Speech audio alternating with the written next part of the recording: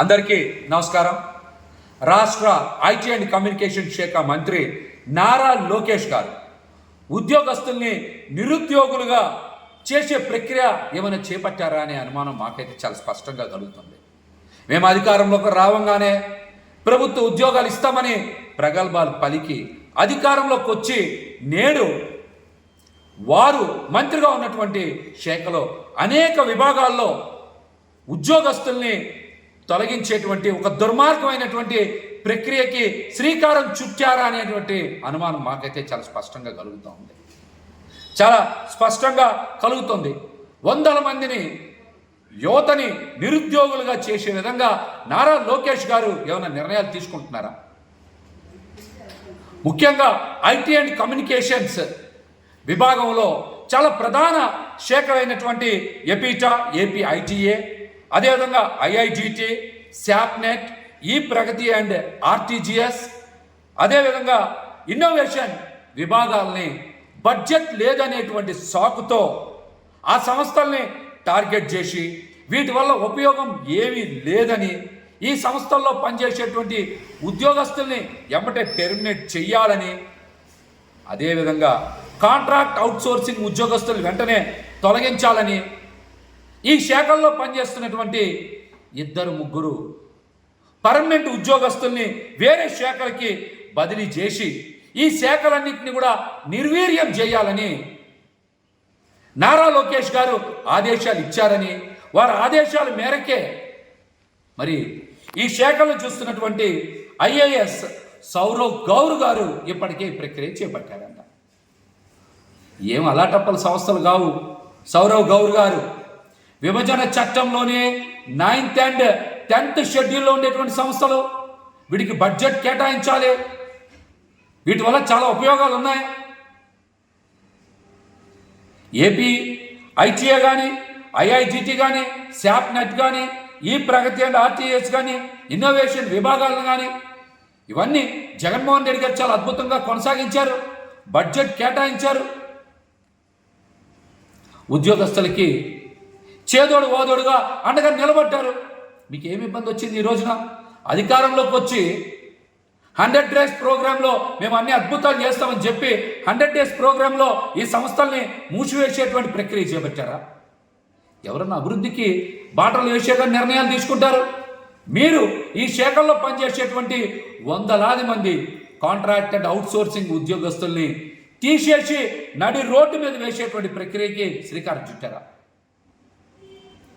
IAS Sourav Gaur గారు మీరు చేస్తున్నటువంటి ప్రక్రియకి ఆమోదం నారా లోకేష్ గారు ఇచ్చారా, లేకపోతే మీరే సొంతంగా నిర్ణయాలు తీసుకుంటున్నారా? ఉద్యోగస్తుల్ని నిరుద్యోగులుగా చేయమని నారా లోకేష్ గారు చెప్పారా, లేకపోతే మీరే సొంతంగా నిర్ణయాలు తీసుకుంటా ఉన్నారా? ఉద్యోగస్తులకి తెలియకుండానే ఆ శాఖల్ని మీరు మూసివేసే కుట్ర చేయడం వాస్తవం కాదా? చెప్పండి, వాస్తవం కాదా? ఎవరన్నా సంస్థలను అభివృద్ధి చేయడానికి బడ్జెట్ కేటాయిస్తారు, వారిని ఉపయోగించుకుంటారు. ఈ సంస్థల్లో పనిచేసేటువంటి వాళ్ళందరూ కూడా గ్రాడ్యుయేట్స్, పోస్ట్ గ్రాడ్యుయేట్స్, ప్రొఫెషనల్స్. వందలాది మంది యువతని రోడ్డు మీద పడేసేటువంటి నిర్ణయాలు తీసుకునే అధికారం మీకు ఖచ్చితంగా లేదు.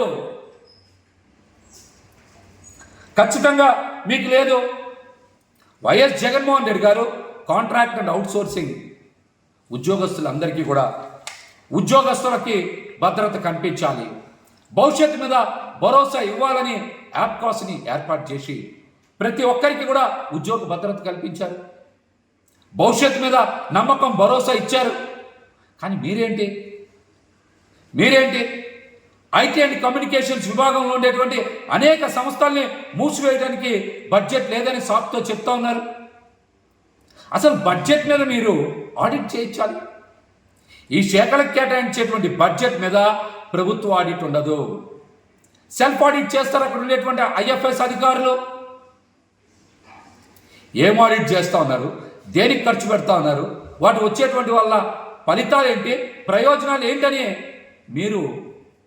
మీరు అక్కడ సూపర్విజన్ చేయాలి. కానీ చేయకుండా ఈ సంస్థలను మూసివేసేటువంటి అధికారం మీకు లేదు.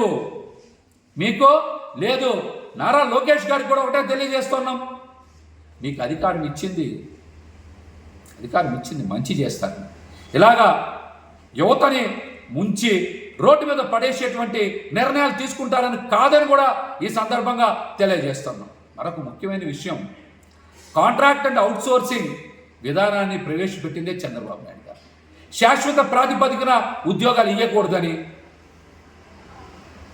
ఎప్పటికీ ఉద్యోగస్తులతో వెట్టి చాకిరీ చేయించుకొని శ్రమ దోపిడీ చేయించుకోవాలని, తద్వారా తన అనుకూల వర్గాలకి అయాచిత లబ్ధి చేకూర్చాలనే చంద్రబాబు నాయుడు గారు ఆ రోజున కాంట్రాక్ట్ అండ్ అవుట్సోర్సింగ్ విధానానికి శ్రీకారం చుట్టారు.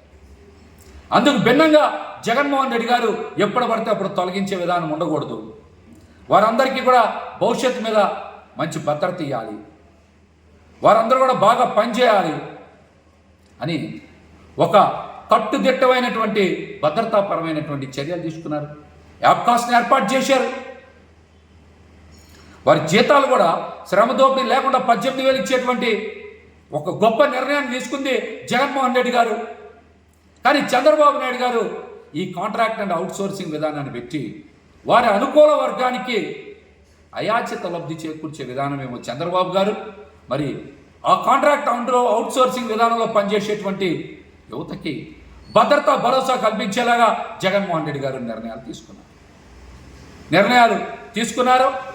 లోకేష్ గారు కూడా మేము స్పష్టంగా తెలియజేస్తూ ఉన్నాం, ఖచ్చితంగా సౌరవ్ గౌర్ గారు తీసుకునేటువంటి నిర్ణయాలు మీ ఆదేశాలతో జరుగుతున్నాయా, మీ ఆదేశాలు లేకుండా జరుగుతున్నాయా?